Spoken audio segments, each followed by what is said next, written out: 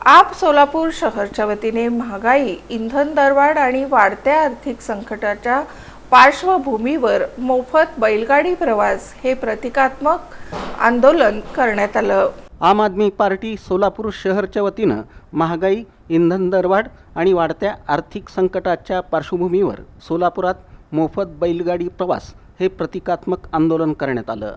आपचे सोलापूर शहर अध्यक्ष निलेश संगेपाग यांच्या नेतृत्वाखाली सर्वसामान्य नागरिकांवर वाढत्या इंधन दरांचा आणि महागाईचा होत असलेला परिणाम अधोरेखित करण्यासाठी हे आंदोलन करण्यात आलं। आंदोलनादरम्यान पदाधिकारी आणि कार्यकर्त्यांनी बैलगाडीतून प्रवास करत केंद्र सरकारच्या आर्थिक धोरणांविरोधात घोषणाबाजी केली। तसंच विविध आशयघन फलक हातात घेऊन सरकारकडे सर्वसामान्यांचा आवाज पोहोचवण्याचा प्रयत्न केला। सरकारकडून नागरिकांना काटकसरीचे सल्ले दिले जात असताना दुसरीकडे वाढती महागाई, इंधन दर आणि जीवनावश्यक वस्तूंचे वाढलेले दर यामुळे सामान्य जनतेचं जगणं कठीण झाल्याचा आरोप आंदोलनकर्त्यांनी केला। गेल्या अनेक वर्षांमध्ये मोठ्या उद्योगपतींना विविध सवलती देण्यात आल्या, मात्र सामान्य माणसालाच त्याग करण्यास सांगितलं जात असल्याची टीकाही यावेळी करण्यात आली।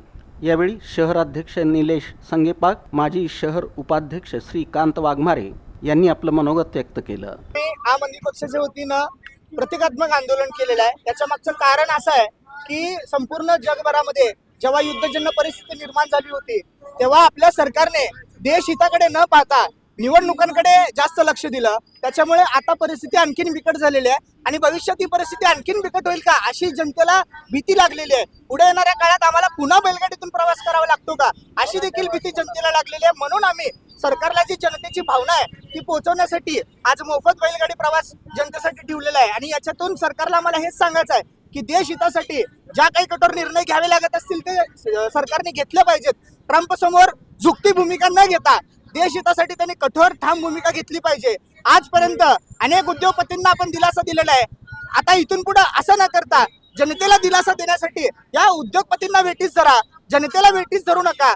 प्रत्येक अडचणीमध्ये त्याग हे सर्वसामान्य जनतेनेच का करावा? जनता तर त्याग करायला तयारच आहे, परंतु तुमच्यापासून सुरुवात करा।